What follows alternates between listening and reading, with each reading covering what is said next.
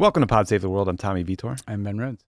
Ben, is Obama still writing the NFL script before the season starts, or did he kick that to Michelle because she was a better seller? Whoever wrote this Taylor Swift, Travis Kelce storyline, congrats to them. Yeah, well, like it's, and the storyline of the backlash is also a good part of the twist. Have you seen the conspiracy theories about this? Oh, I was, I have to say I had one of those nights where I was awake from like 3:30 to 5:30 last night. Those nights. And I was actually just telling Fabio, like I started with my predictable like 30 minutes on Gaza, and I was like, I gotta stop doing this. So then I basically spent an hour plumbing the depths of the Travis Kelce Taylor Swift conspiracy theory and trying to figure out like what it is. And I still don't quite understand it. There's a whole narrative that the NFL is rigged to begin with, and that the NFL wants the Chiefs in the Super Bowl because there will be more eyeballs. I can understand that. I'm sure the NFL is very happy about this outcome. The idea that they script the games ahead of the season is kind of hilarious to me. Well, and also like the Chiefs are in the Super Bowl like almost every year. They're really good at football. You know, irrespective of Taylor Swift. And again, as coming from like a massive, monstrous, in the good sense, Swiftie household, you know, I've been very attuned to this, right? Because I do, you know, my daughters will now like pay attention to football a little bit, you know, and that's great. And the thing is like, you know, part of you wants to be like, oh, at some point I'm gonna get tired of this, but then it's like so lovely and charming, you know, like it's great. Travis Kelce's gonna pull down 11 catches in the AFC Championship and make out with Taylor on the field after. It felt like the most like, you know, it felt like the end of like a heartwarming sports movie. Yeah, it sounds like a Taylor Swift song. And if there's one thing Americans like, it's like a good heartwarming sports movie. Probably not the best thing to attack. Goddamn right. Yeah. Also, I just got an email of a screener for a new Apple Plus TV series called The Dynasty New England Patriots. 10 parts. Yeah, now I'm going to savor that. Now you have to watch it in like, you know, documentary form. Just like I still watch documentaries about the 1986 Mets. Because they're the last team I liked that won the championship. It's going to be like black and white. I'm telling my kids about back in the day. Anyway, this is the sports talk at the top. You'll get no more of that after. Taylor talk. You don't like it. Taylor Swift talk. Today, we are going to cover this horrible drone attack in Jordan that killed three U.S. service members and how Joe Biden might respond. We're also going to talk about the politics of war, why D.C. seems to incentivize more conflict, but there's this kind of new Tucker Carlson element out there that's changing the calculus a little bit.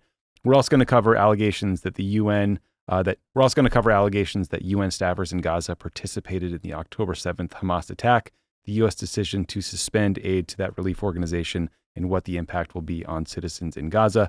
We also have updates on efforts to get to a ceasefire in Gaza, a ruling by the International Court of Justice about charges of genocide against Israel, lots of NATO news, Trump trade in China, U.S. military training in Africa, and a couple more quick hitters. Then you're going to hear my interview with Ali Vaez from the Crisis Group. We dive deeper into these Iranian proxy groups in the Middle East that are causing all these problems, what it means to deter Iran, if that's even possible, if we're even thinking about it right, what Biden should do next. So great conversation. Yeah, one of the smartest analysts out there on Iran. And actually, you know, the International Crisis Group, we're those who want to go deep. Like that website is like a treasure trove. Like even when I was in government and had access to the U.S. intelligence community, I would read the International Crisis Group reports because they had guys on the ground who knew what the fuck was going on. They're really like deep dive summaries into what's happening and what you need to know. And they're usually pretty readable. So big plug for ICG. Well done. Also, Ben, I was listening to the fourth episode of Dissident at the Doorstep came out over the weekend on the Pod Save the World feed. It had an interview with our old friend, Danny Russell, who we worked with at the White House, who is a top Asia hand in the administration. And just hilarious. That's why I'm so funny. Yeah. I just can't recommend the show enough if you want to hear like real, unvarnished accounts of what it's like to be in a White House Situation Room meeting where you're debating U.S. interests when it comes to a country like China, when you're balancing like human rights with economic and military priorities. How do you find off-ramps, diplomatic off-ramps in a crisis? How do you manage disagreements, sometimes very contentious ones, between the State Department and the White House, and when people are mad at each other and not getting along? So I got really well done. I got called into a meeting on that one day. It was like one of those days you're like going up and down the hallway in the West Wing. Someone's like, "Hey, you got to get in this meeting Situation Room," and I had no idea what the fuck was going on.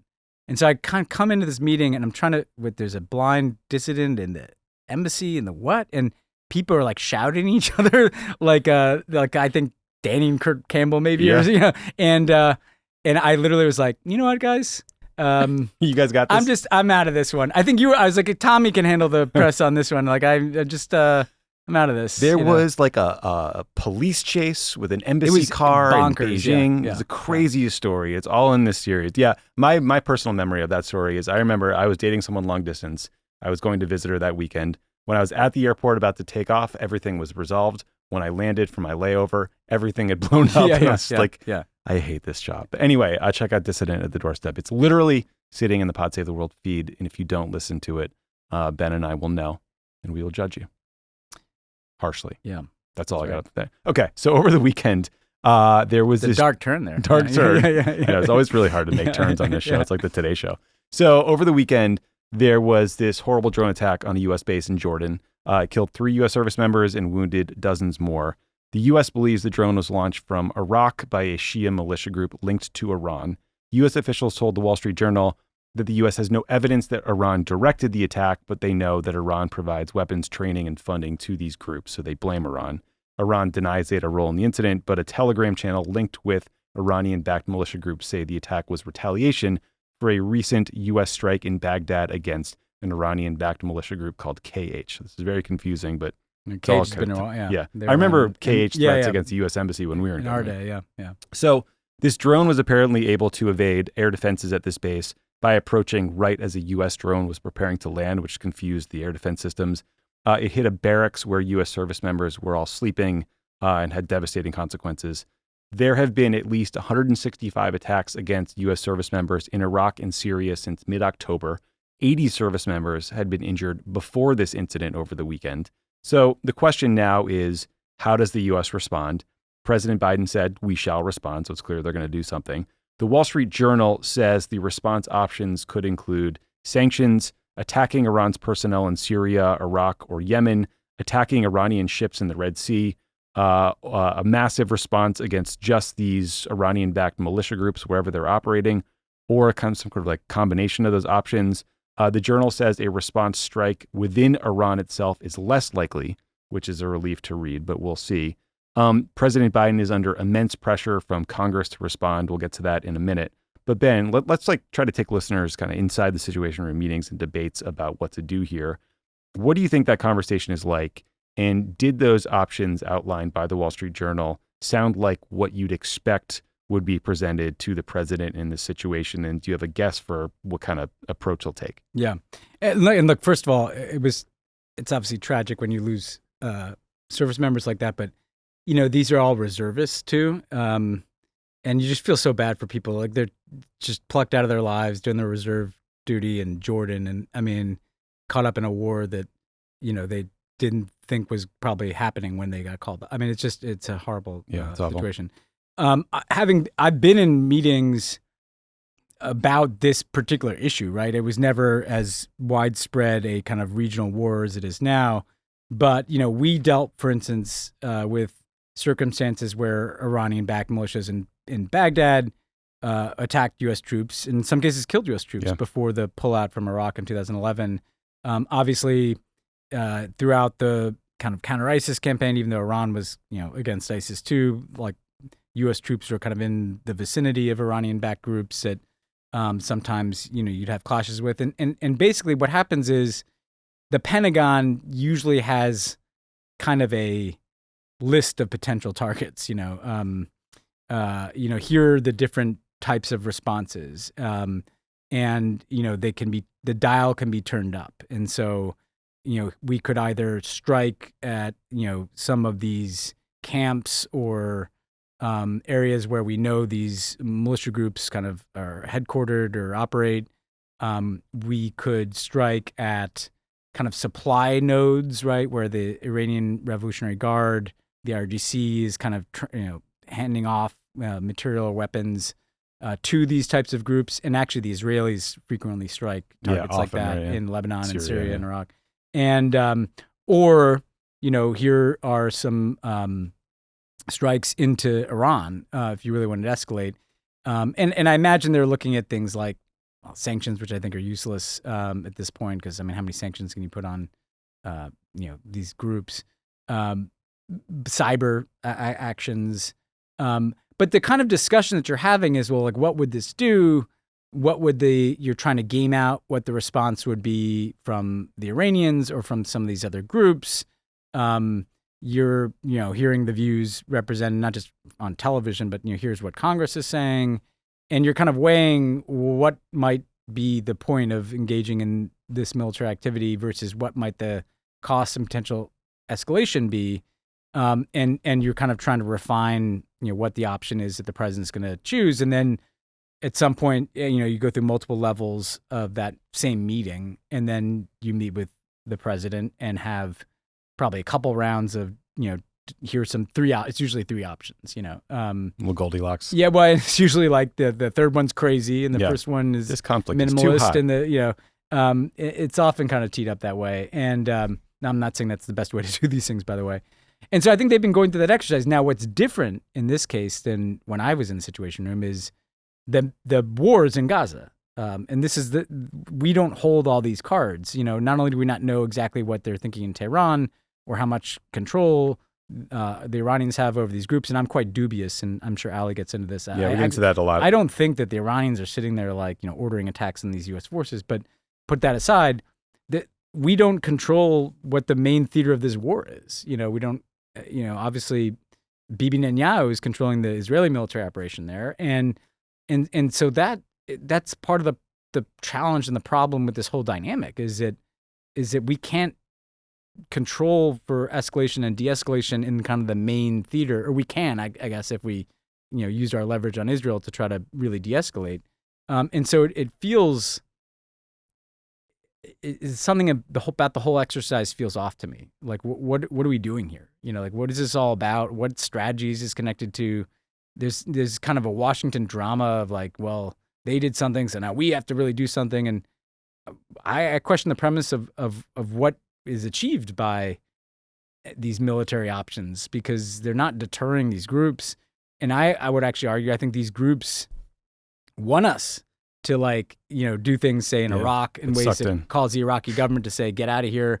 So this whole thing just feels very tenuous to me. Yeah, Ali and I get into the different motivations for some of these different groups, how much Iran controls them, the fiction of deterring Iran that gets talked about constantly in Washington. Here's a clip of White House spokesman John Kirby talking about the need to respond. We're going to take this seriously as well. We've got to do what we have to do to protect our troops and our facilities. What the options are available to the president, we're still working through that. He's still working his way through that. And I don't want to close down any decision space on his behalf. That said, we certainly know Iran's backing these groups. We know that they are resourcing, they're supplying. In some cases, they're providing information that allows these groups to do this. We're taking that very seriously. We don't want a wider war with Iran. We don't want a wider war in the region. But we got to do what we have to do. There was another quote out there from Tony Blinken who said, this is an incredibly volatile time in the Middle East. I would argue that we've not seen a situation as dangerous as the one we're facing now across the region since at least 1973, and arguably even before that. There's also reports, Ben, that the U.S. is debating whether to fully pull U.S. troops out of Iraq and Syria. I imagine this incident in Jordan will lead a lot of people to wonder, why are U.S. troops in Jordan? Yeah. Why are U.S. troops in Syria? Why are U.S. troops in ISIS? The Pentagon will likely say they're there to prevent a resurgence of ISIS. We saw what happened when the U.S. pulled out of Iraq and we had to go back in. But I do think that's a conversation that probably needs to happen. Yeah, there's a lot there, that I find concerning. I mean, if you listen to Kirby's, I think accurate description of their policy, I think there's a contradiction at the heart of it, which is we don't want a wider war, but we are engaged in wider war, and that's where I think they need to stop just reacting to events and step back and be like, what's the right thing to do here? What's in our interest? Because there's a quicksand feeling to what's happening where they're getting drawn into a conflict by all these various groups that are, again, playing off of what's happening in Gaza to take on what they see as the U.S. and Israel in the region. And I think they need to step back and consider, whether this is working, kind of going back and forth like that with these groups and thinking you're controlling the escalation, because the escalation is just ticking up and up and up. I think on the troops in Syria point, we shouldn't have these troops in Syria. And I think that they were debating that for years inside the administration, and it's always hard to pull them out. And this is why it's hard to pull them out, because you have these troops in a pretty vulnerable place. Like you were talking about 500 or 1,000 U.S. service members, and the counter-ISIS mission. It's not like there's no remnant of ISIS anywhere, but I don't think you need those troops there anymore. I don't think you've needed them for a few years. And when you don't pull them out because you're kind of delaying a hard decision or you might get criticized, and then this happens. But then you're like, well, we can't possibly pull them out now because then the Iranians or their groups will declare victory, and that's such a bad reason to put people at risk. If they're not serving a function other than potentially being a target for these groups, and then what are they doing there? So I think they have to step back and think about like, what kind of footprint do we want in this region? How much do we want to get drawn into these conflicts? And I'd say we should be narrowly protecting, okay, if you want to protect ships that are going through the Red Sea, just do it there. You don't need to be attacking the Houthis, so you're not going to deter. If you obviously need to protect U.S. military installations, but think carefully about where they need to be, and don't let these groups, control your own policies. In other words, like it's like don't get drawn into a fight that is not worth it to have. We can get into the politics of this too, because I actually think the politics run counter to what people probably think it is. Yeah, let's talk about the politics. I mean, I think there's about 900 U.S. troops in Syria. There's another couple thousand in Iraq. It sounds like the U.S. and Iraq are going to negotiate on the future of that force presence. But again, this idea that you can deter an Iranian-backed militia based in Iraq, whose primary mission seems to be driving the U.S. out of Iraq, seems to be logically wrong to me. But we talk more about that with Ali. But Ben, to your point about Washington, there is the bipartisan blob pressure on Biden to respond military. I'll tick through some of that. So on the Democratic side, you get Senator Ben Cardin, the Democratic chair of the Senate Foreign Relations Committee, said, I support President Biden in a deliberate and proportionate response. Senator Jack Reed, who is in charge of the Armed Services Committee, used similar language. Nick Kristof, a liberal New York Times columnist, tweeted, quote, I hope Biden's response this time is much tougher, striking either Iranian territory or its naval assets. Iran can be deterred if it feels sufficient pain. I didn't realize that Brett Stevens has co-author of stolen his Half pen. the Sky. Like, come on, man. The Republican comments were more overtly bloodthirsty. You got Lindsey Graham tweeting, hit Iran now, hit them hard. Tom Cotton called for a, quote, devastating military retaliation both in Iran and across the Middle East. Anything less will confirm Joe Biden as a coward, end quote. Nikki Haley called Biden weak. She demanded a retaliation, so lots of pressure to escalate the war. There's some notable exceptions I did want to flag. Congressman Seth Moulton of Massachusetts served in Iraq, did 4 tours, said, quote, to the chicken hawks who are calling for war with Iran, you're playing into the enemy's hands, and I'd like to see you send your sons and daughters to fight. Moulton said, we must have an effective strategic response on our terms and on our timeline. Grateful for voices like that in crazy times like this. Tucker Carlson called Lindsey Graham and John Cornyn, senator from Texas, quote, fucking lunatics for demanding Biden strike Iran. Shout out Tucker. Stop clock is right, twice a day. Trump called Biden weak. He said this wouldn't have happened if Trump was president, which is what he always says. But I don't think he has outlined what he specifically wants to see as a response. So the political challenges are basically like one consideration, right, is like people say you got to look tough, you got to look strong, whatever the hell that means in DC. Strength is usually defined by like schlubby columnists who's, closest they got into war is playing Call of Duty with their friends or whatever. Biden's going to face some pressure from the left, from anti-war progressives. We love them from that for that effort, but I don't know that those voices will be the loudest in the White House right now.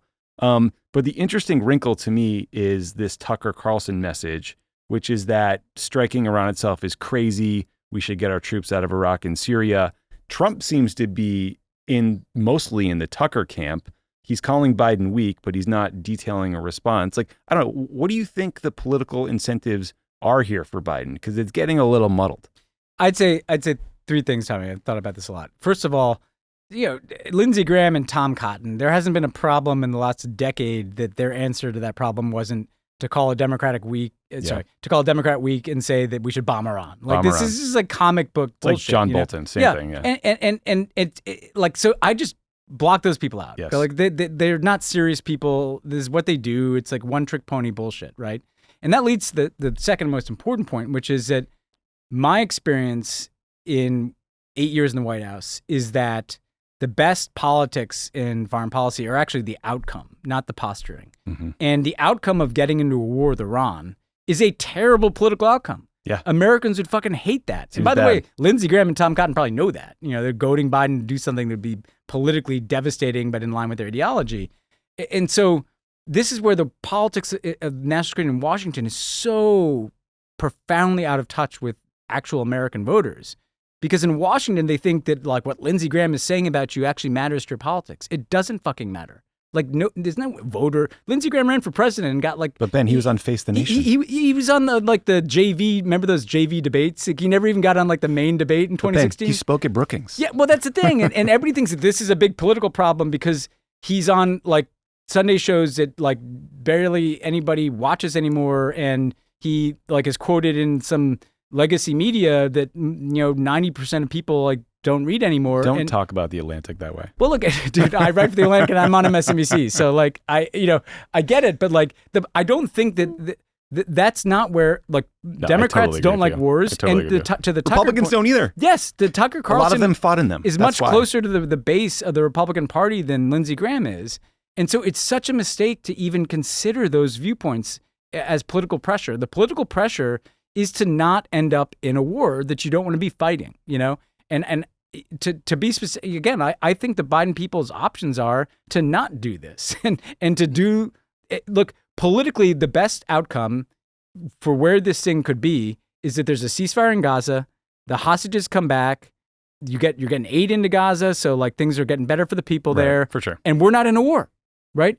So that's both the best substantive outcome and the best political outcome.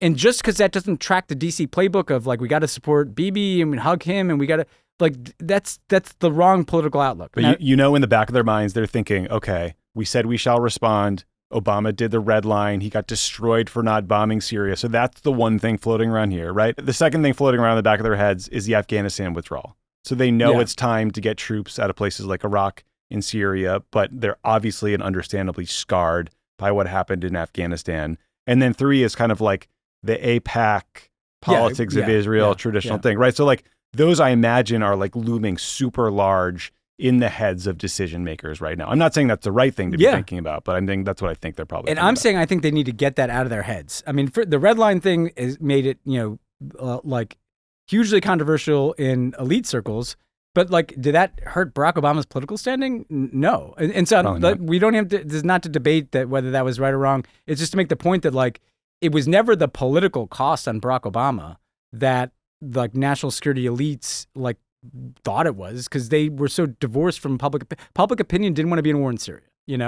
Then the AIPAC stuff is profoundly insane because Bibi Netanyahu does not want Joe Biden to get elected. We've covered all this, but it bears repeating that like that should literally not enter into the head of Democrats. AIPAC is an organization that like is endorsing insurrectionists, and the Prime Minister of Israel is clearly in favor of Donald Trump in this next election. So why would you let them dictate your political or national security strategy? Totally. And then Afghanistan. Look, the problem in Afghanistan was not, I think, the biggest problem in Afghanistan was just how that went. It's just a different situation. It's apples to oranges. And when you're trying to kind of shape your current decisions to kind of make up for something you did in the past, I think that taking 500 troops out of Syria is a different kind of enterprise than what we saw in Afghanistan. I do think on Trump, the problem with Trump, and he's too dumb to know it, is yes, he didn't didn't bomb Iran, but he killed Qasem Soleimani. Yeah. He assassinated the commander, the revered commander of the IRGC.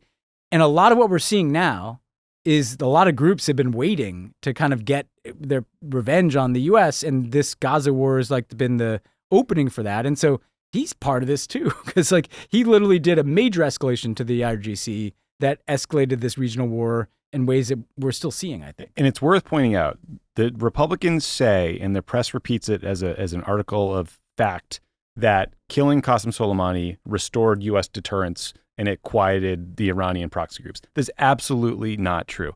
Attacks increased in the calendar year after the Soleimani strike above the one before it. Don't trust me. The quote here is from General Frank McKenzie, the commander of U.S. Central Command. He said, we have had more indirect fire attacks around and against our bases in the first half of this year than we did in the first half of last year. So pretty clear there. Remember, in September of 2020, Mike Pompeo threatened to close the U.S. embassy in Iraq because their threats were so high. In December of 2020, December 23rd, 2020, there was the largest rocket attack on the U.S. embassy in Iraq in a decade. So, in fact, like all these proxy groups increased their activities, increased their attacks on U.S. forces after the Soleimani assassination. They didn't chill them out at all. Yeah, and that what drives me crazy is that line of argument. You know, we need to restore deterrence. We need to punish Iran for its malign activities in the region. We need to apply maximum pressure. Is never really scrutinized. Never questioned. It's never questioned because it's like, it's quote unquote tough, even though it brings about the opposite outcomes, right? That approach leads to a more advanced Iranian nuclear program, more hostile Iranian proxy groups. It doesn't work.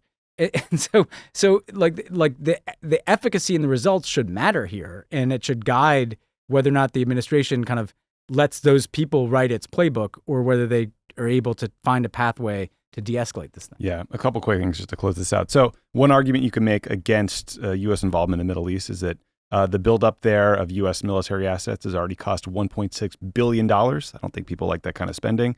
In a sign that foreign policy is complicated, Ben, the Wall Street Journal reported that the U.S. warned Iran in advance of that January 3rd ISIS attack that killed 80 Iranians that coincided with the death of Qasem Soleimani, his assassination. Yeah. This might surprise listeners, but the U.S. intelligence community, it works under a directive called the duty to warn that requires them to warn Americans and non-Americans if they're going to be the target of a terrorist attack. So maybe some more diplomacy like that could get us in a better place. It's just an interesting side note. And then as long as we're talking about, the Senate and congressional committees, I do hope the Senate will get moving on some of their nominations. There's great folks sitting out there like Derek Chalet, to be a top Pentagon official. He's just waiting for a confirmation hearing.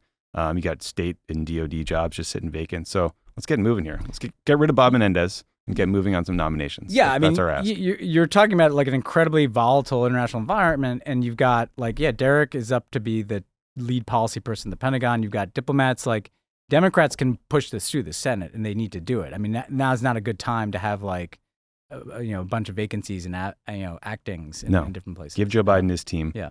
Okay, so let's turn to Gaza, because the latest crisis facing Gazans is the status of funding for the United Nations Relief and Works Agency for Palestine, or UNRWA. Israel says that at least 12 UNRWA employees crossed into Israel on October 7th and participated in the Hamas terrorist attack. Israeli intelligence also claims that 10% of UNRWA's Gaza-based staff are Hamas members. This latter claim, the more expansive claim, is reportedly based on cross-referencing an UNRWA staff list with a directory of Hamas members that the IDF found on some computer in Gaza. I think we need to see a lot more evidence to back up this 10% figure. But the specific allegations against these 12 individuals are very serious and very troubling. It includes allegations that an UNRWA worker kidnapped a woman and that another participated in a massacre at Israeli kibbutz on October 7th. 9 of these 12 employees have been fired. 1 is dead. 2 are being investigated. In response, though, the U.S. and now about a dozen countries suspended funding for UNRWA. That is an enormous decision because 80% of Gazans have been displaced by the war, and now the UN is providing shelter to about 1.4 million people in 150,000 locations, and they're also providing general assistance to about 400,000 more. The UN says their funding could run out by the end of February if the U.S. and other donors don't reverse course. The U.S. and Germany provide about half of UNRWA's $1.2 billion budget in 2022. So before the war started, UNRWA employed about 13,000 employees in Gaza. Most of them were teachers, and about 30,000 in the broader Middle East. We reached out to Shayna Lowe, the communications advisor for Norwegian Refugee Council in Palestine, to ask about the impact of the U.S. and other countries suspending aid. Here's a clip. Suspending UNRWA funding will have a catastrophic impact on the humanitarian situation in Gaza. Already around 1.7 million out of Gaza's 2.3 million people have been internally displaced. The majority of them, around 1 million, are seeking shelter in and around UNRWA facilities and are reliant on UNRWA to provide them with everything from shelter to water to food to toilet. UNRWA is also playing a huge role in the distribution of aid throughout Gaza, around 80% of aid that's being distributed right now is being distributed through UNRWA. On top of that, UNRWA provides support to other NGOs, including the Norwegian Refugee Council. UNRWA collects our goods when they cross through the Rafah crossing and deliver them to NRC's warehouse in Rafah. They also provide NRC and all the other humanitarian agencies operating in Gaza with fuel that's needed to power our vehicles to distribute the goods that we're receiving. We've also, as the Norwegian Refugee Council, relied on UNRWA to help deliver some of our aid to areas that we're unable to reach, either because we don't have access due to ongoing hostilities or because we don't have staff available. Just to give an idea for scale, the Norwegian Refugee Council has around 50 staff in Gaza right now. Not all of them are operational. UNRWA in Gaza has a staff of 13,000 people, with 3,000 people operational. To cut off funding to UNRWA, particularly at a time where there is so much desperate need, is just punishing a civilian population that has already been suffering. So, Ben, Israel's concerns about ties between UNRWA and Hamas or other militant groups are not new at all. This new evidence is obviously very troubling, but there's got to be a better way to deal with these bad actors than to fully cut off support to 2 million people in Gaza when it is so clearly desperately needed, right? Yeah. I mean, there's got to be some space here between cutting them off and nothing. Yeah. No, I mean, look, if these people did what they did, it's horrific. I do think you have, this isn't like a finite, small, UN team. Like you said, it was before the war, it's 13,000 people. Basically, it's kind of like the public school system, say, of Gaza. And so, like, the capacity to kind of vet and monitor 13,000 people, yes, they need to investigate it. Yes, they obviously should not have any role in this kind of violence. I just think this response is callous and crazy. I mean, in the sense of, like, okay, this kind of like instinctive idea, like, oh, we have to cut this off. Well, now the U.S. position is simultaneously, we want there to be more aid into Gaza, but we're going to defund basically the overwhelmingly only delivery vehicle for that aid. I mean, you're talking as you're over 1 million people are like literally living in UNRWA tents. Where will they live? How will they eat? What are we doing here? If our policy is to get more assistance to people in Gaza who are suffering, how can we do that if we're cutting off all the funding for the... Now, I think there is a bit of a lag here in the sense of, like, the U.S. money that's, the next tranche isn't for, there's some time. So I think there's a capacity to kind of figure this out. But the problem is if you accept the political premise that we have to cut this off, then what's going to turn it back on? The completion of investigation, like what is the because if you can't find a way to turn back on, how are you going to get assistance? The Save the Children, the Norwegian Refugee Council, they joined a whole group of very established aid organizations, right? These are not like radical, saying essentially, we can't do it. We can't take the place of UNRWA because they have all the infrastructure. So again, I think it doesn't make sense. And the other thing I'd say, even politically, because, that must have been a sense that there's some political pressure here. I just wish that the political imperative of showing voters who care about what's happening in Gaza, that you're trying to help those people, that was taken into account in the same way that, like, oh, someone's going to criticize us for continuing to provide funding to UNRWA. The people that are going to be mad at you for continuing to provide that assistance are probably not big Biden voters anyway. So I don't know, like, weird, the whole thing kind of bugs me, and it's not to justify anything about fucking what happened with these people that work there. It's just a question of, like, we're in a situation now where, like, how else are we going to get assistance in? By the way, I'd also say about this policy, leveling Gaza is probably not doing a lot to, like, de-radicalize? Exactly. Like that 13,000 number, there are probably more people, and this is not to impugn them. I'm just saying that, like, how are you going to be living under these bombs and be Bibi says he's de-radicalizing the population. No, he's not. He's doing the opposite. The absolute opposite is true. Yeah, I think you should find the individuals who are involved on the 7th, prosecute them, and then keep investigating, see if you can find others. You shouldn't cut off aid to the entire organization. By the way, in 2018, Trump defunded UNRWA in an effort to pressure the Palestinian Authority into talks with Israel. That effort completely failed. So this has been tried before, and it's just stupid. Last thing on this. Did you see this report today that Reuters had about Israeli commandos disguised as medical workers, like bursting into a hospital in the West Bank? Yeah. They killed 3 Palestinian militants, including one who was apparently paralyzed. I don't have much to say about it beyond the fact that it seems like the kind of thing that could lead to an eruption in the West Bank. So just something to watch. Yeah, I mean, it was... they were dressed as doctors and veiled women, and they killed these guys with silencers. Now, these were Hamas and Islamic Jihad, guys. But there's a sense that there's no norms anymore.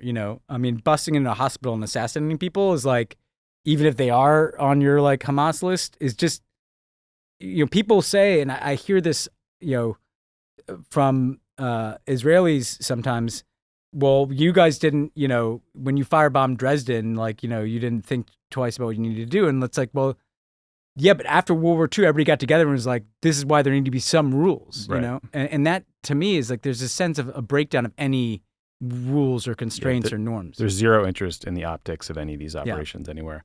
A couple more quick things. So a couple weeks ago, I interviewed Ona Hathaway, the director of the Center for Global Legal Challenges at Yale Law School. We talked about the case before the International Court of Justice accusing Israel of genocide. That was a really helpful interview and primer if you want to go deeper on this issue. But then last Friday, the ICJ issued a ruling that ordered Israel to do all it can to prevent death, destruction, and acts of genocide in Gaza, but it stopped short of ordering Israel to end its military offensive. The response to the ruling was a bit confusing.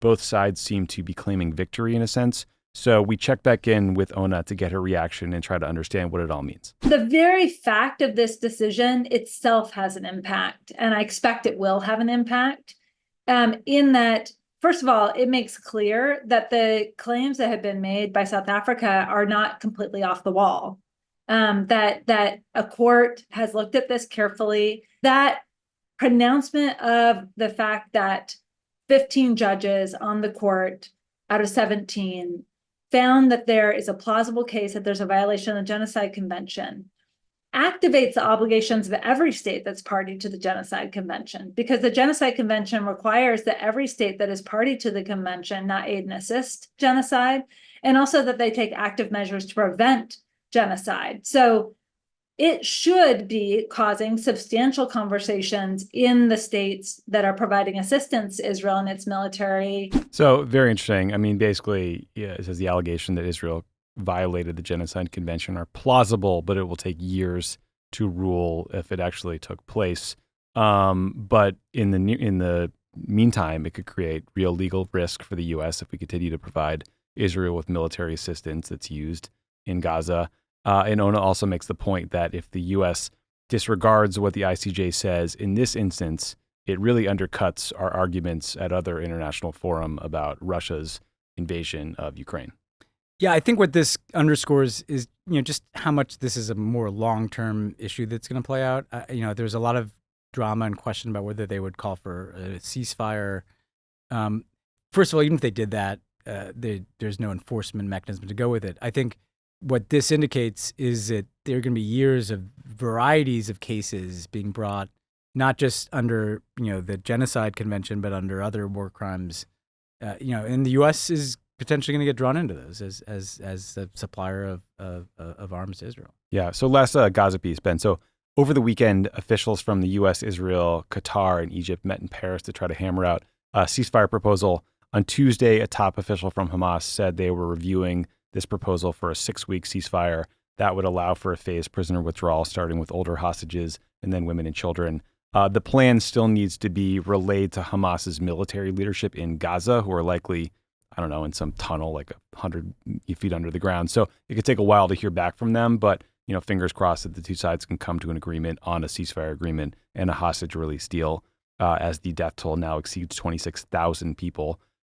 These peace talks were not helped when a recording of Netanyahu criticizing Qatar's leadership leaked to the press.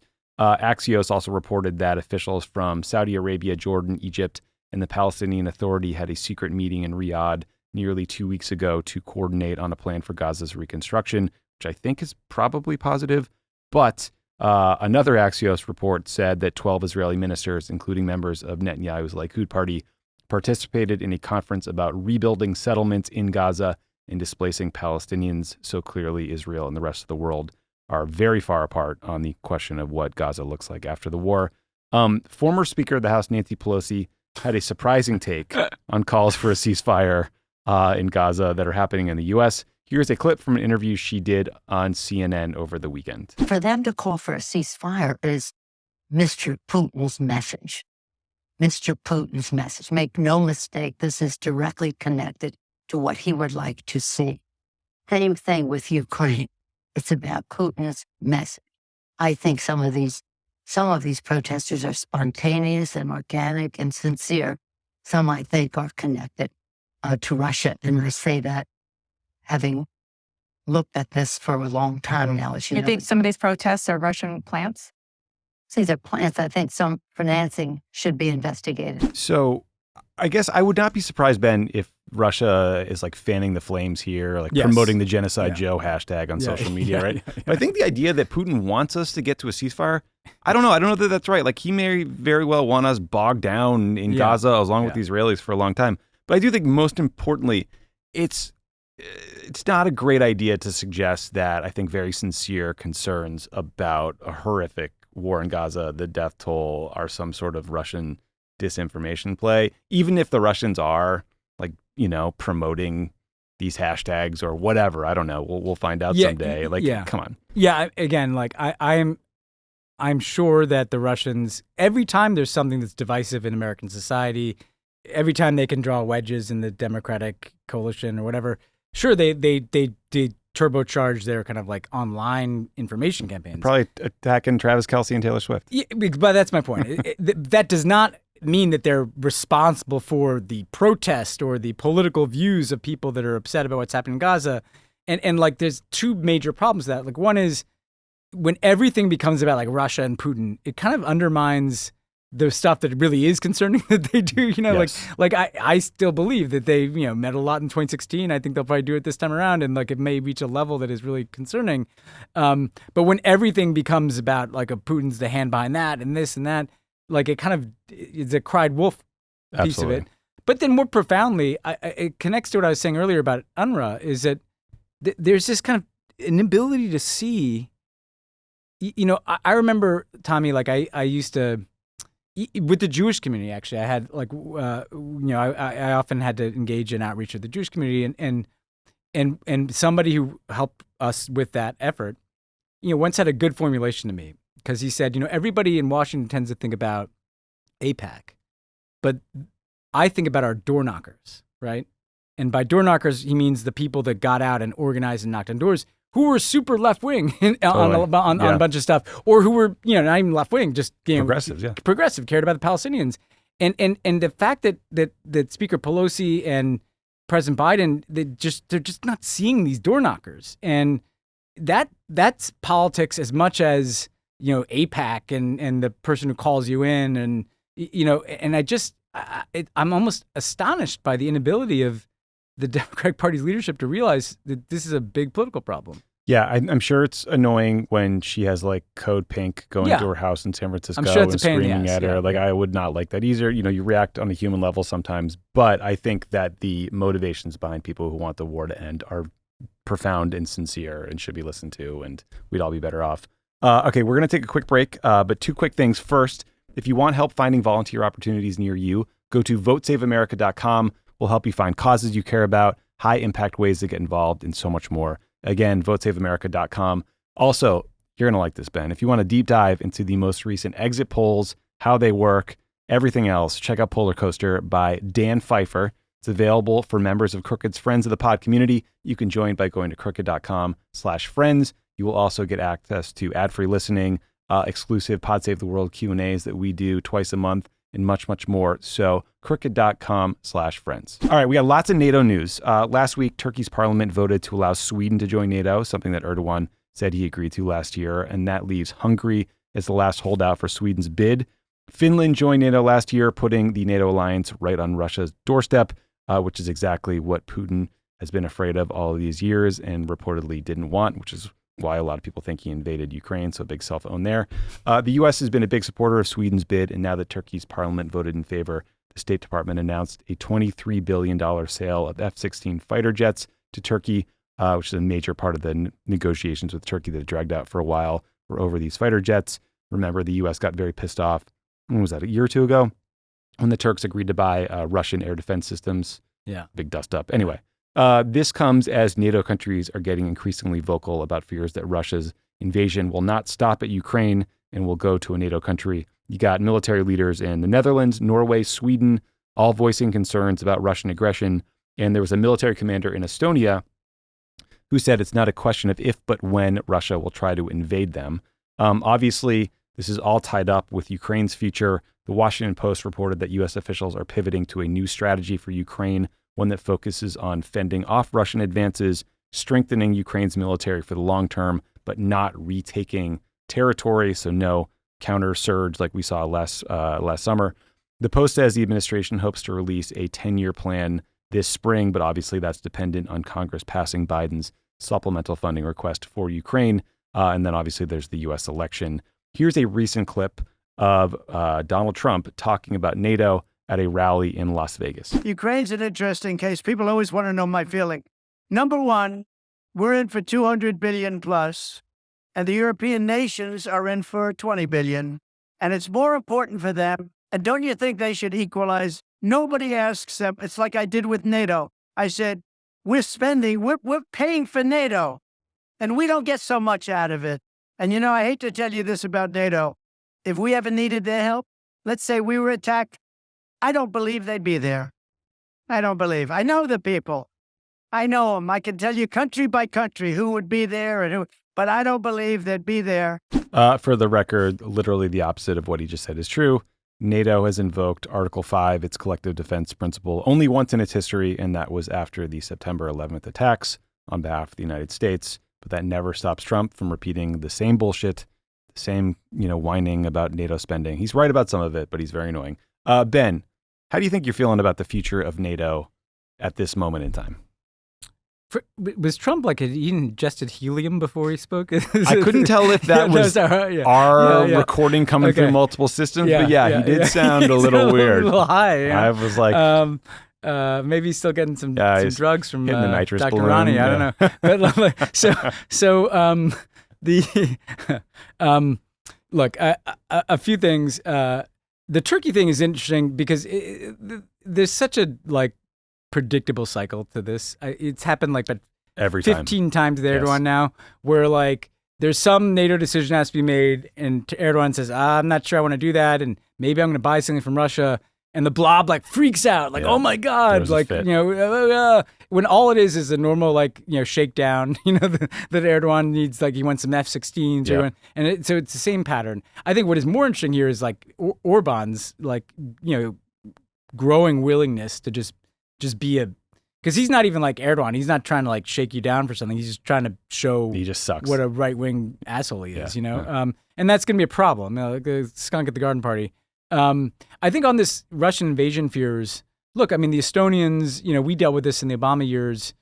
Some of the Baltic countries, and all three of them, Estonia, Latvia, Lithuania, they have these Russian-speaking populations that what they've feared is a version of what started in eastern Ukraine, which is suddenly there's quote unquote separatists, and I'm doing air quotes for the podcast listeners, which are essentially the Russians kind of starting some seeming popular movements and then they have to come in and protect them, and and so look, but what all this comes down to me is the U.S. election.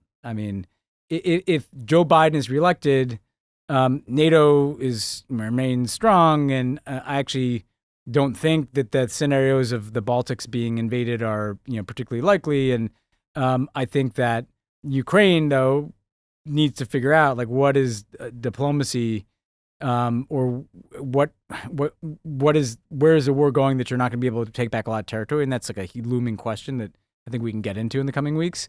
But if Trump wins, like, I mean, listen to that guy. Like, that guy doesn't have any commitment to NATO. He'll either pull out of NATO or he'll kind of de facto not give a shit. He's certainly not, they've already killed Joe Biden funding Ukraine. I don't think Donald Trump's going to be funding Ukraine. And so there, I do think the scenarios get worse in terms of like the Russians feeling emboldened in Ukraine. Maybe the Russians feeling, I'm not one of these guys is like, they're going to march into, Europe at large, but like they start kind of fucking around on the borders of the Baltics. Yeah. So it's understandable that these European countries are thinking about that now because, spoiler alert, like most of them think Trump's going to win, and so they're like thinking, okay, what do we need to do here? Yeah. And I remember an episode a few months back, we walked through just how weak a lot of these European militaries are. The Germans, the British, I mean, they're just a shell of what they once were. There's not a lot of infrastructure. So I bet they are concerned. Sticking with our presumptive Republican nominee, Ben, so the Washington Post reported that Trump is considering various ways to launch a massive new trade war with China if he gets elected. Trump has said publicly that he's considering revoking China's most favored nation status, which could lead to tariffs on Chinese imports of more than 40%. But the Post says privately he has floated the idea of a flat 60% tariff on all Chinese imports and is considering a universal baseline tariff on basically all imported goods. China accounts for nearly 12% of total U.S. trade. They're just after Canada and Mexico. What's frustrating about all of this, Ben, is we know that U.S. consumers and U.S. businesses are the ones who had to pay more because of Trump's tariffs, but it still helped him politically. So Trump starts his trade war with China in 2018. Farm sales to China collapse. So what does he do? He has the government, the USDA, write big checks to farmers.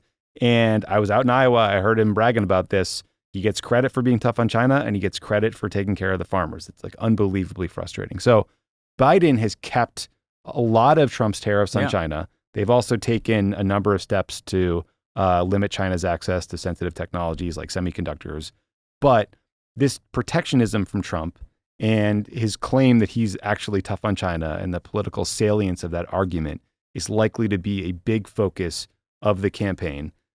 Ben, what do you think the impact of a 60% across the board tariff on Chinese imports would be? And do you have thoughts on how we run against this nativist populist rhetoric that plays pretty goddamn well in Iowa, from my experience? I mean, first of all, on the negative side, the 60% tariff, it's just a tax on Americans. I mean, it just that tariff will immediately get passed over into the prices that you're paying. So it's like an inflation turbocharger. Yes. And so I think there does need to be an effort to, and by the way, like the American populist movement, not to nerd out, but just because I've been reading about it, like was founded in part because farmers understood that tariffs were taxes on them and drove the prices up. So I think there has to be an ability to say that this is the dumb, wrong approach and will hurt people.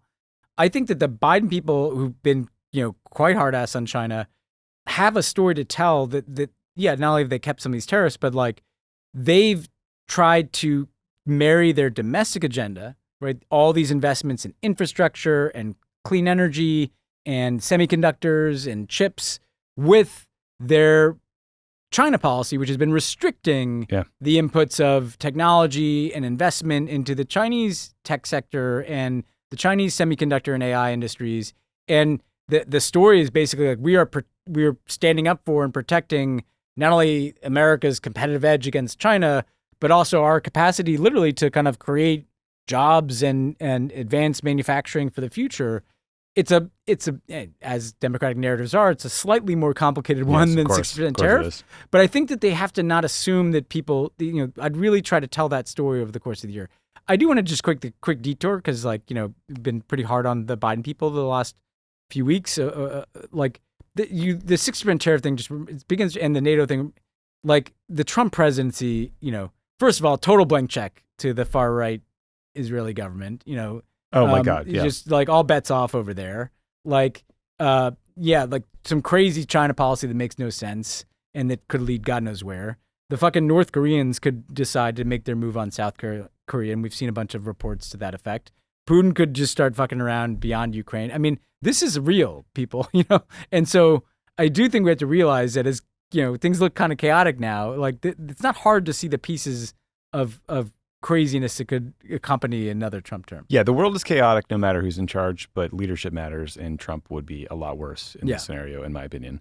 We should also just note that things are pretty rocky for the Chinese economy right now. So there's Evergrande, which is a massive property developer in China. They were forced to liquidate after they couldn't restructure their $300 billion in debt. In 2018, Evergrande was listed as the most valuable real estate company in the world. So a pretty terrible turn of events there. Last year, China recorded its slowest GDP growth in decades, and foreign direct investment dropped by 8%. So China still has an $18 trillion economy that accounts for about 18% of global GDP, but it is slowing down, which will have ramifications in China, but also globally. So it's just something to watch long term there. We're going a little long, so a couple stories just to track, Ben. The Washington Post reported that the Pentagon abruptly canceled plans to hold joint military exercises with Sudan, Niger, and Mali, and several other African countries. They had disclosed this plan to Congress, then I guess decided you shouldn't do joint military plannings with military coup leaders. Not the best. Is that what happened? Yeah, not the best roster there that you want to be engaged with right now. Yeah. Tough roster. Also, some bad news out of Kenya, where a court blocked a plan to deploy 1,000 Kenyan police officers to Haiti, who would have provided the backbone of a multinational peacekeeping force that is backed by the United Nations. We've covered this a bunch on the show. About 3 years ago, the president of Haiti was assassinated. Since that incident, a very bad situation, security situation, has gotten steadily worse, and millions of people are struggling to avoid gangs, kidnappers, and levels of violence that are frankly normally only found in war zones. The Kenyan government is appealing the ruling. The U.S. says they will pledge $200 million to support this peacekeeping effort, but I don't know. Hopefully something changes and this is overturned, because it does seem like Haiti desperately needs some help here. They need some help, and Kenya made a lot of sense for a lot of reasons, that we talked about. I will just say this China story is like, every now and then you actually like go deep on these things, and you're like, fuck, man, like this feels kind of 2008-ish, but it doesn't like collapse. But this is 25% of the Chinese economy, and there's clearly just not the money there to make this whole, And so it feels to me like at some point the Chinese government's gonna have to get involved in a big way, in like a kind of TARP bailout kind of way, or else maybe this will be a bubble that bursts, and believe me, that will affect the U.S. economy a lot too. And the other thing that struck me, in there are all these Chinese people that like literally paid for apartments that like aren't getting built because they have no money to build them. Yeah, it's just a Ponzi scheme. And so it added to like the sense of there's got to be some societal, pressures in China that we can't really see, because it's not like they can go out and criticize. But like if there's like millions of people, like imagine if you bought your first apartment and then basically it's a Ponzi scheme and you can't get it and you can't get your money back. Like I'd kind of watch that space. I know there could be an Arab Spring like situation where like something random happens, right? In Tunisia, it was like a vendor lit himself on fire and it sparked this massive upheaval. And then 6 months later, everyone's like, how did the intelligence community miss that? I mean, you could imagine like similar levels of outrage and frustration about the economy, about, totalitarian rule in China. I guess the difference is what happens when you marry that sentiment and anger among a population with total pervasive surveillance and a government that cracks down brutally. Yeah, but to your point, like to people who might dismiss that, remember that happened on zero COVID, and the government changed the policy. That's true. That's really so like, they must have been seeing something we weren't because of that surveillance, and they literally did a 180. So I think you're right. I don't know, man. This feels like something to watch. That was a remarkable kind of under-discussed moment. Xi Jinping just total 180. Just total 180, which you can do when you're when you're Xi Jinping. Last thing just to watch. So pissed off farmers in France have laid siege to Paris. On Monday, French farmers, they blocked roads all around Paris in an effort to choke off access to the city. Some of them are burning bales of hay and tires and shit in the road. They're parking their tractors to block traffic. These guys are pissed about cost of living increases. They're pissed about regulations to fight climate change. They're pissed about cuts to subsidies for diesel fuel. We've seen similar protests in Belgium, Germany, Poland, Romania, and the Netherlands. I have no idea what to say about it or what's going to happen.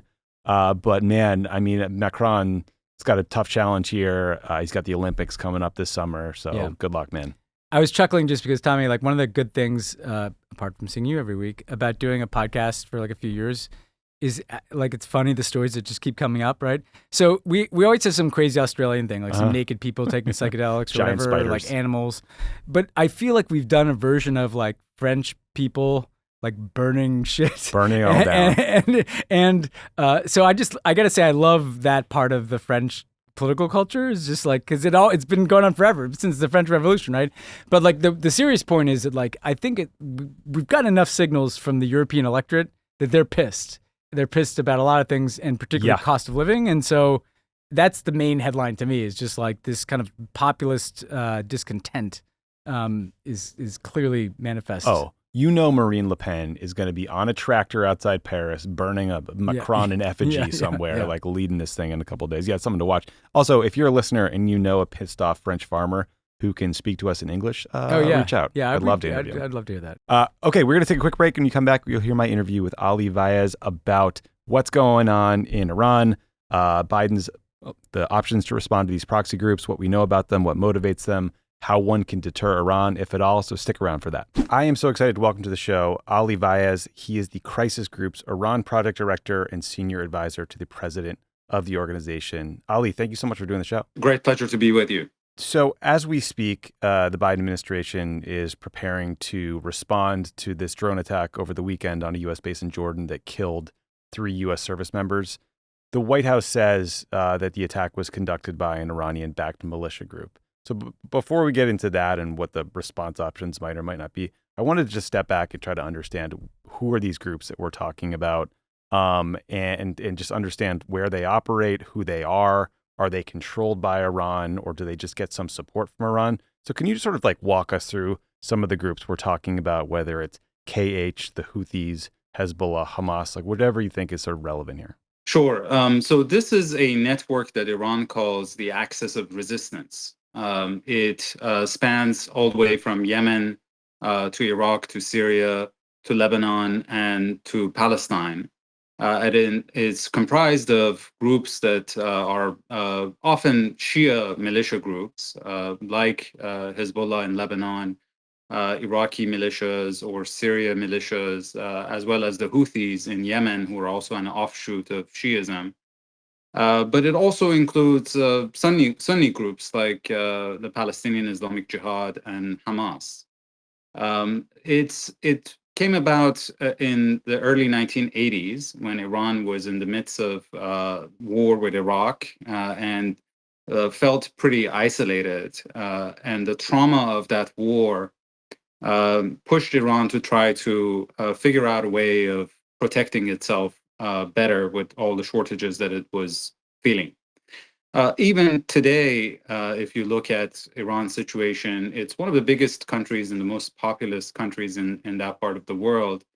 But from a conventional military perspective, is weaker than a lot of other adversaries and states around it. The UAE, which is the size of a province of Iran, small province of Iran, has one of the most advanced air forces in the region that can take out Iranian Air Force in a matter of hours. Iranian Air Force dates back from the time of the Shah, is basically a flying museum.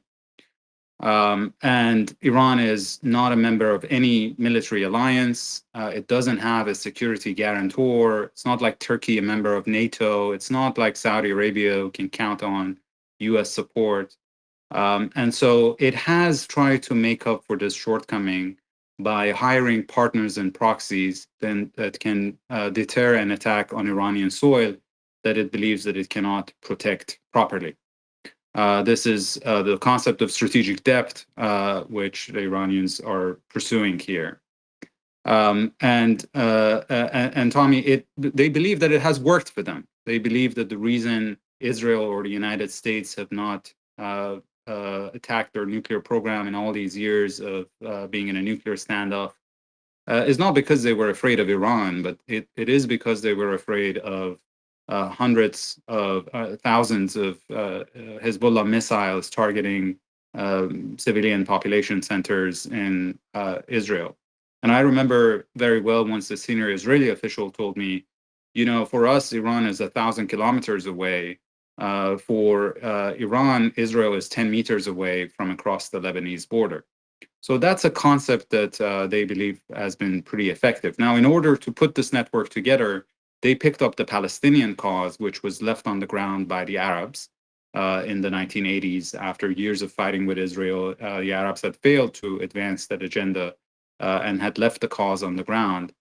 And for Iran was a real opportunity because Iran is a sui generis nation. And so by definition, there is a hard ceiling to its ability to project power in the region as a Persian nation among Arabs and Turks or as a Shia nation among Sunnis. But the Palestinian cause allowed it to transcend all of those limitations. And that's why there is an ideological facade here.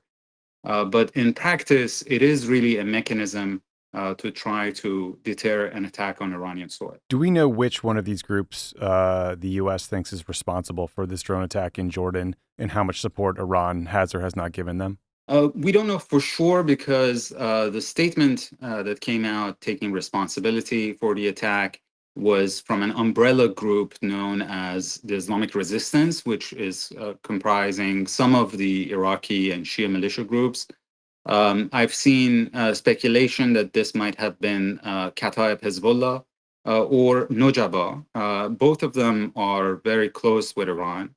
But one has to understand that Iran doesn't have the same relationship with groups within this network. They really fall on a spectrum. And at the one end of this spectrum, you have Hezbollah, whose relationship with Iran is akin to two NATO allies. They are really, there's absolute trust between them. There is a high degree of coordination or even delegation of responsibilities. And at the other end of the spectrum, you have the Houthis in Yemen. They are fiercely independent and they actually have a long track record of ignoring Iranian advice. And then there are different groups that fall in between these two, different shades of gray. Both the Kataib and Nujaba, who were probably responsible for this attack, are among the groups that are closer to Iran and coordinate quite closely with the Revolutionary Guards. The big buzzword you're hearing right now is deterrence. You even hear some progressives, some liberals saying, the U.S. has to restore deterrence with Iran, and the conventional wisdom in Washington seems to be that the only way you can deter Iran is through military force. Do you agree with that conventional wisdom? And if not, how do you think the U.S. or some coalition can convince Iran that it's not in their interest to support these groups that are targeting U.S. forces or commercial vessels in the Red Sea? Well, Tommy, I think deterrence is one of the most overused words in Washington, D.C., to the extent that it has lost its meaning, really. I would argue that we've never had deterrence against Iran. When have we successfully managed to deter Iran from pursuing activities that we consider destabilizing or problematic? When we had 150,000 troops on both sides of Iran's borders in Iraq and Syria, and we had proven to the Iranians that we're willing to take risks. We had just toppled their regime in Afghanistan and the regime in Iraq. The Iranians were quickly expanding their nuclear program, and they were sending IEDs to Iraq to kill Americans. When the Trump administration killed General Soleimani in Baghdad in January of 2020, we were told that deterrence was restored.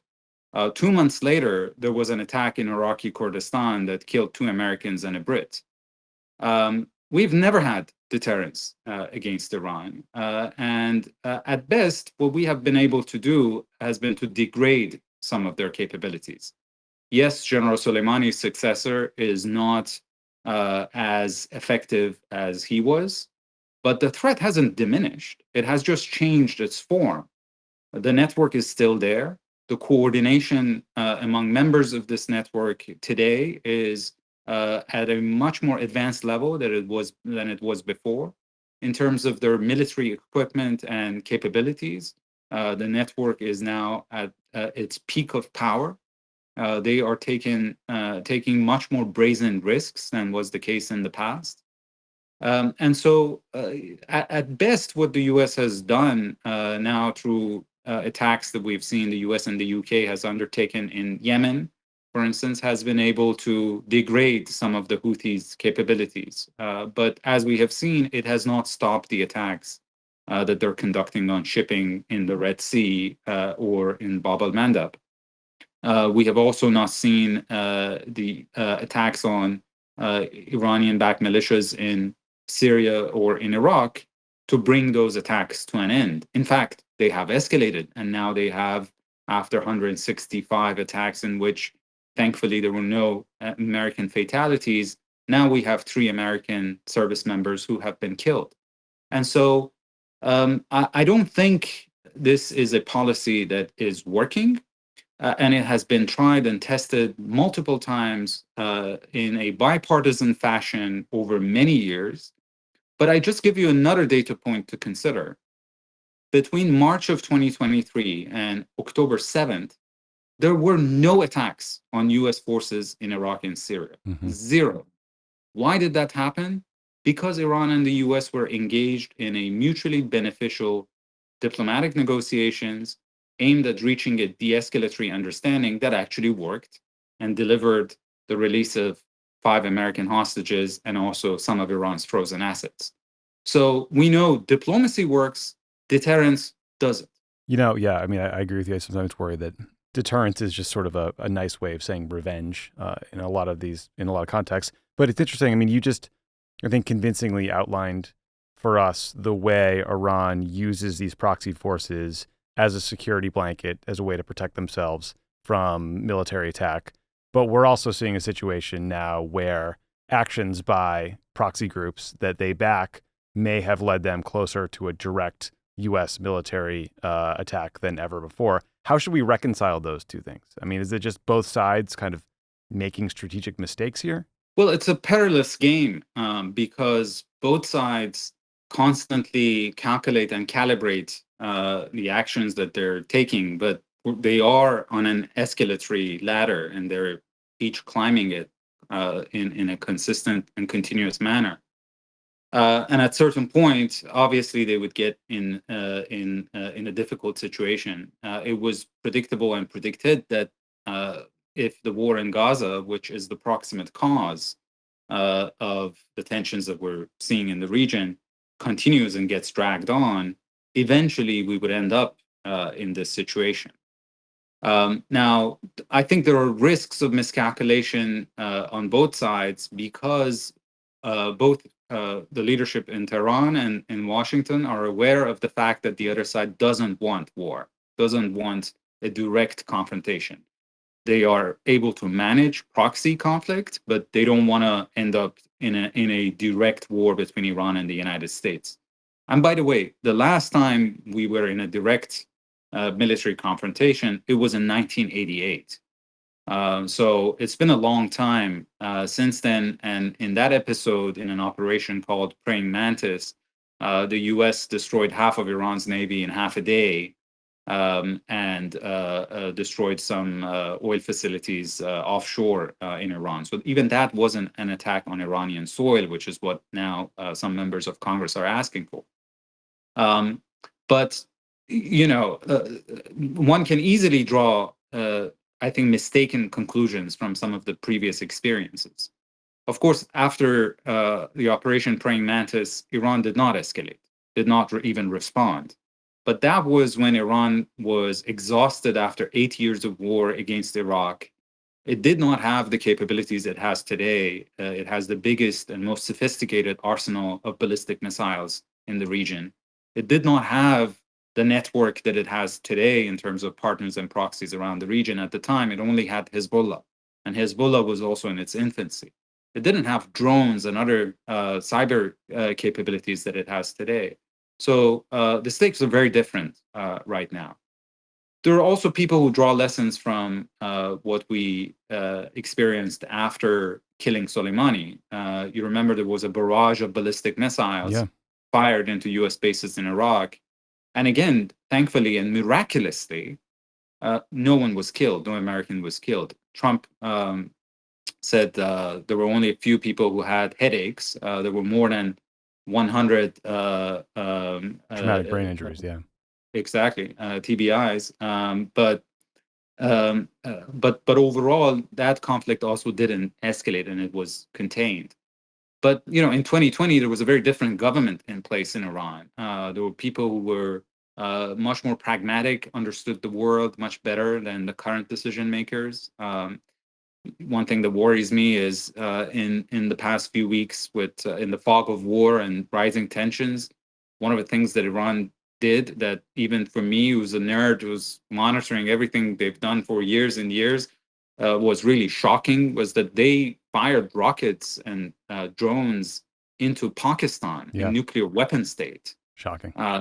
It was really shocking. And that tells me that they too are prone to miscalculations. And I think this perception that neither side it really has the appetite for war in and of itself can give rise to mistakes and miscalculations. Yeah. Well, there seems to me there's always appetite for war in Washington, D.C.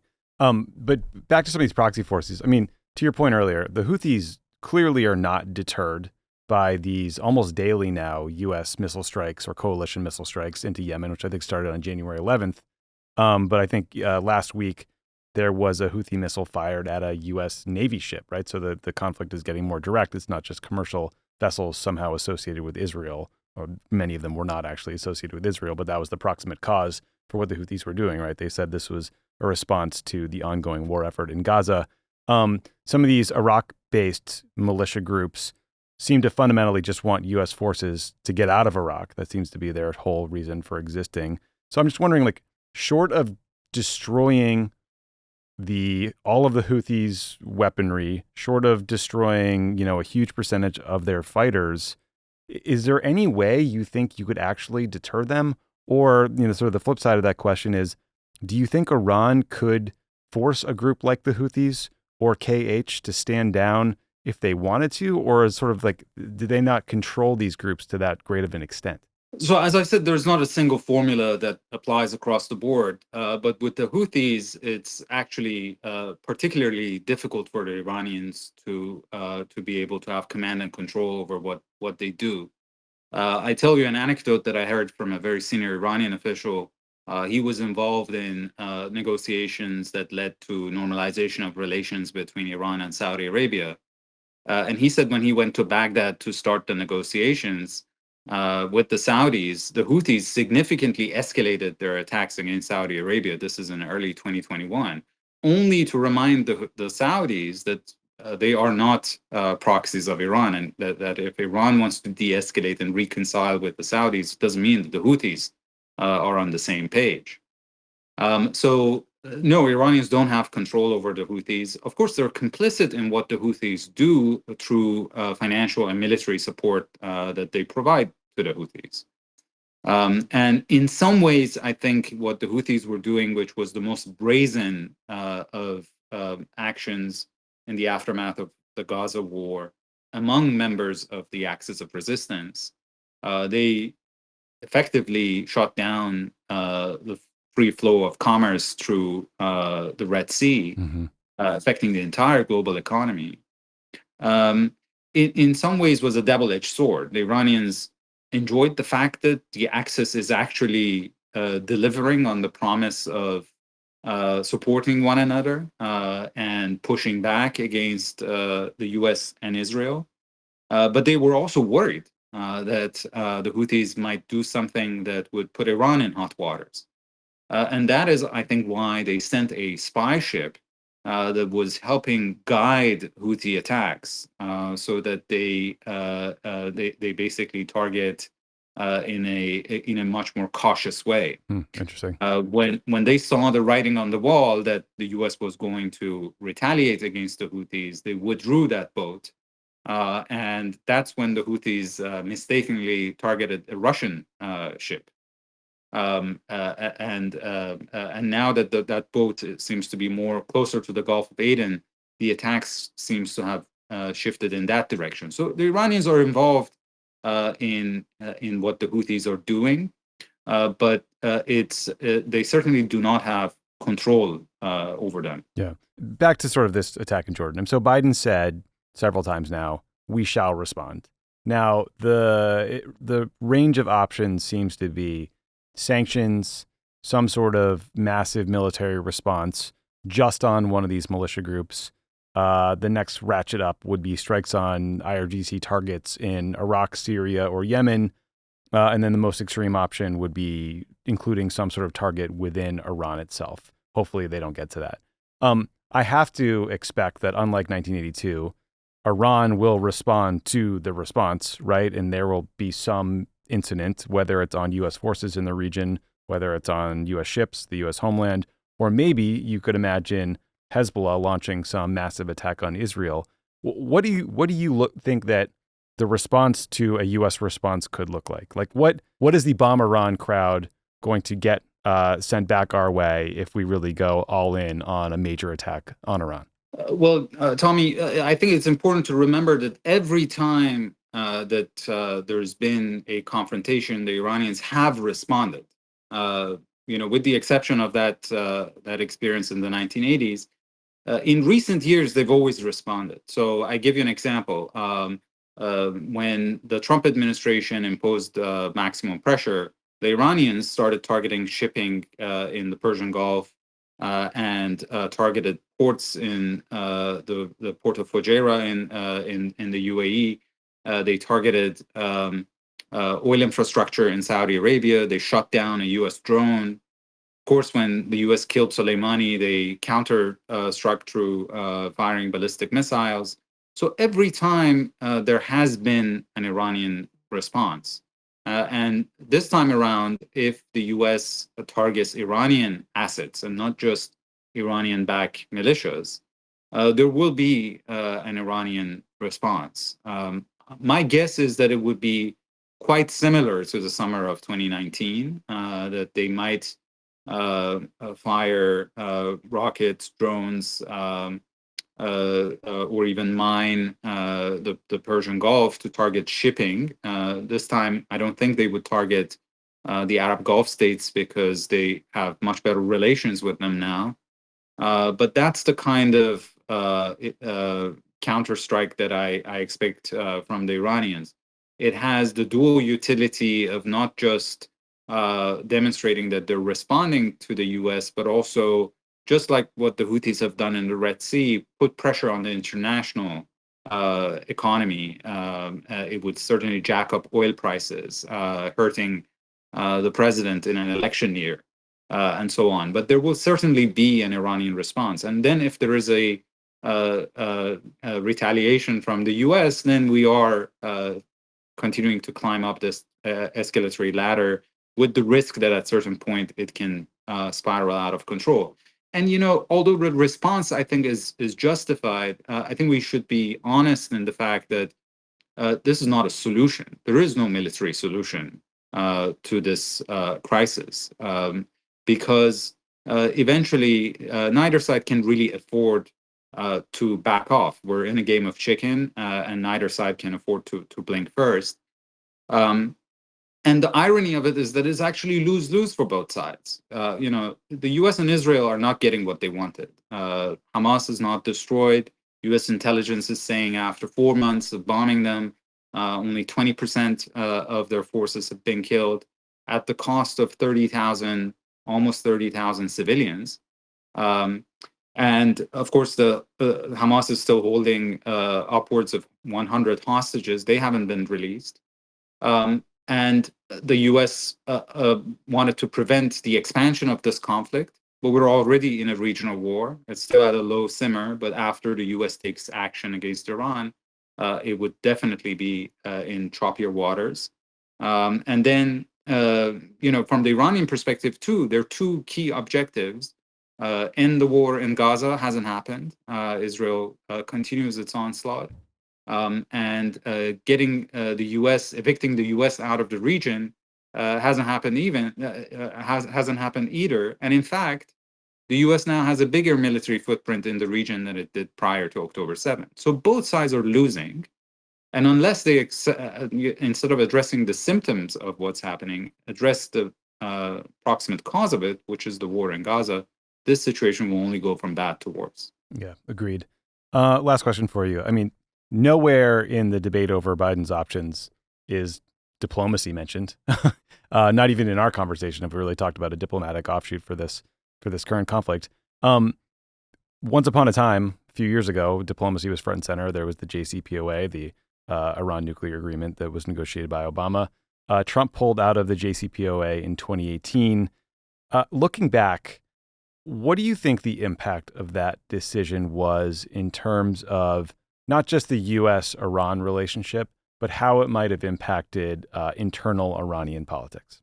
Well, I think it's one of the most disastrous strategic mistakes that the U.S. has committed in the Middle East in years. It rendered Iran much more aggressive in the region, much more repressive at home.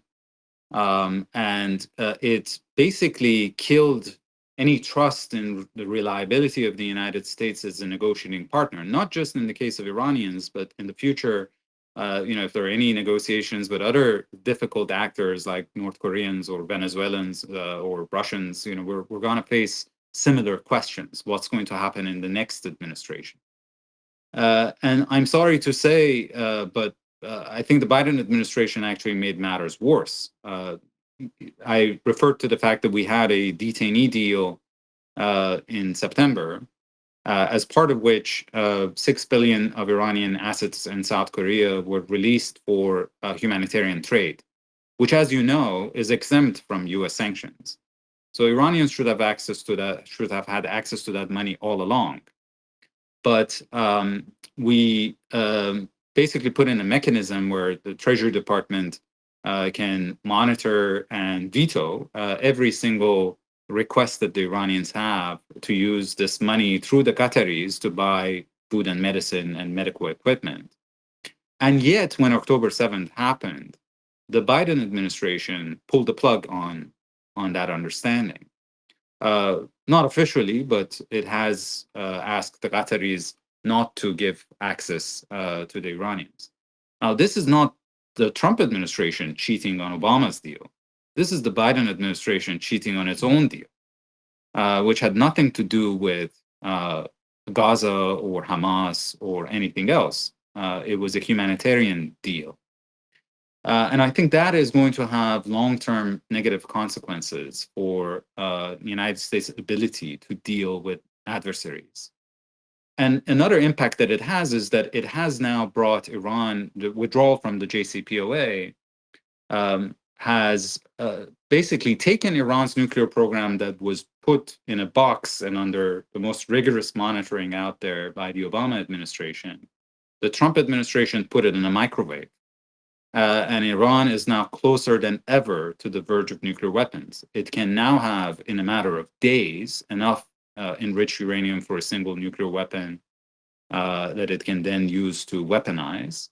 In a month, it can have an arsenal worth of nuclear material for enriched weapons grade. And what I'm particularly worried about in the current situation of regional tensions is that if the U.S. Strikes Iran on its soil, which is what the Republicans who are also advocates of exiting the JCPOA are asking for.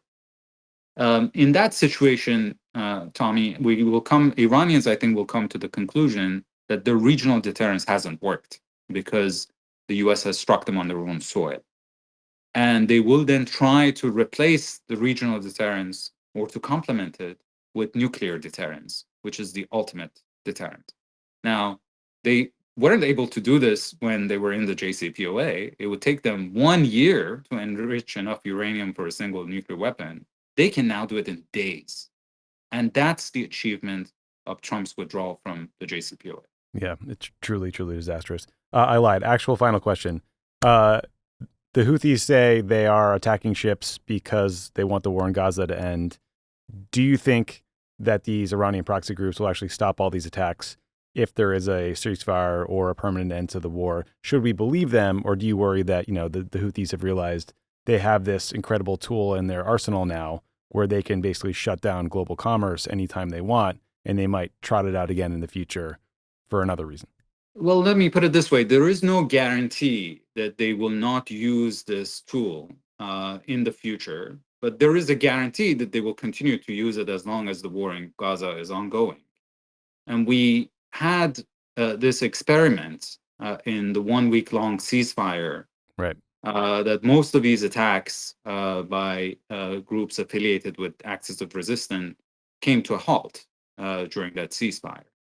But again, it's not really a question of what they will do, but it's a question of whether the status quo is actually making Israel safer or bringing the U.S. closer to its strategic objectives. And I think the answer to both of those questions is no. Yeah, agreed.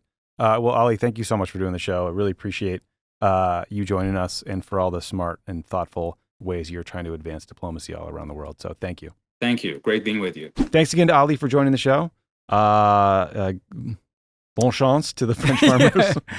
Thanks to Tay and the Kelsey family. Yeah, I really want to see Detroit. Yeah, that no offense to the Niners. No, but it's just like Detroit would have been like so good for that fan base. Goofy ass Dan Campbell crying up there. Yeah. And not to get. I guess we're at the outro, so we can get. Like, there's some weird Dan Campbell calls though. Like, I know sometimes he goes for it on fourth down. Sometimes he doesn't. But anyway, yeah, it's too bad. Tough. Anyway, talk to you guys next week.